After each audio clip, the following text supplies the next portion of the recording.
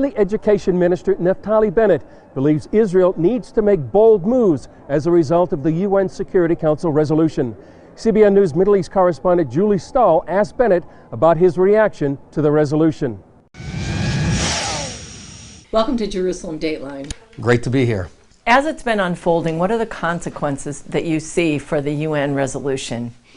Well, it's more a statement than actual implications. We've seen since 1967 about 50 UN security resolutions against Israel, and we're thriving. We're doing just fine. How much damage do you think it actually did do? Those ambassadors that were clapping were joined by thousands of terrorists who were also clapping for the same resolution. What do you think is at the heart of the resolution? I think this resolution was a profound mistake. Jerusalem has been our capital for well over 3,000 years.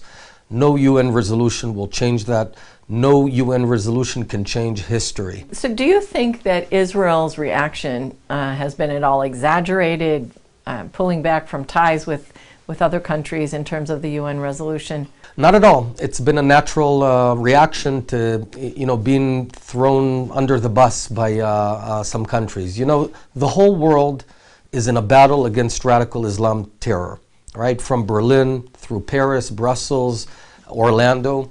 The whole world is trying to get their grasp around it. We in Israel are actually fighting them day in, day out. We're fighting ISIS. We're fighting Hamas and Hezbollah in Iran because we're surrounded by them quite literally. I myself am a company commander, and I fought these terrorists. When the one democracy that's actually fighting your war, the war of the free world, is out there defending you, and then you sort of stab it in the back, it doesn't make sense, and I think we're reacting quite appropriately. Why do you think the West doesn't get it? Well, I think they need to come and see it. They need to see what it means to live under a barrage of missiles shot by Hamas or Hezbollah. They need to see what it means to fight ISIS. When they see it with their own eyes in this tiny democracy called Israel, this miracle called Israel, I think they'll reverse their policy. You suggested annexing Ma'ale Adumim and all of Judea and Samaria. How do you think that would look? Well, Judea and Samaria has always been Jewish. In fact, the whole Judeo-Christian world believes that the ancient land of Israel belongs to the Jews. It's just open up the Bible about 4,000 years ago.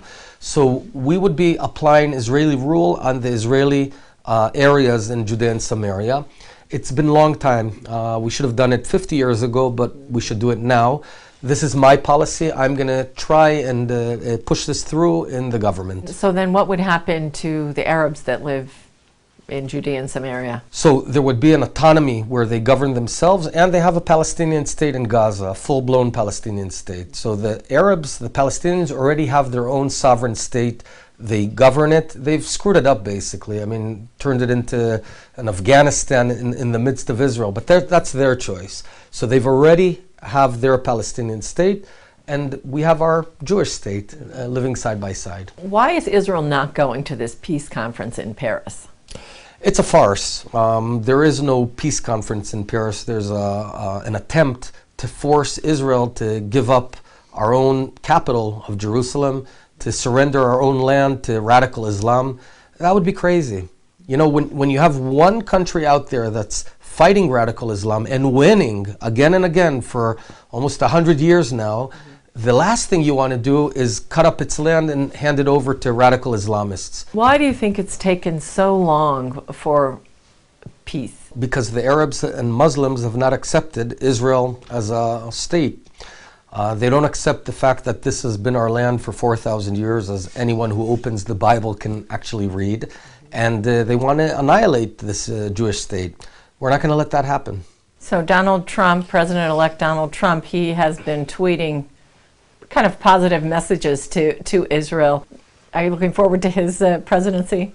Well, we're certainly looking forward to working together with the new administration on strengthening Israel. Look at the paradox here. The whole region is in chaos. Just 2 hours from here, in Syria, there's a genocide going on where they've murdered 500,000 women, children, and men, innocent men. And yet the UN Security Council has done nothing. The one country that is doing something about it, that we've opened many field hospitals, we're taking care of hundreds of Syrians in our hospitals, the one free democracy in this region got essentially stabbed in the back by the UN security resolution. What do you think about the idea of moving the embassy to Jerusalem?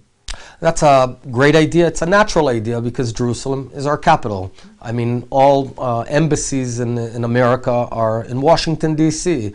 Our capital is Jerusalem. It's been that way for 3,000 years. Just open up your Bible and you'll see it. I think it's absurd that it's not happened until now, and we're very much looking forward to having America be the first ones to place their embassy in the United Jerusalem. Okay. All right. Good. Thank you very much.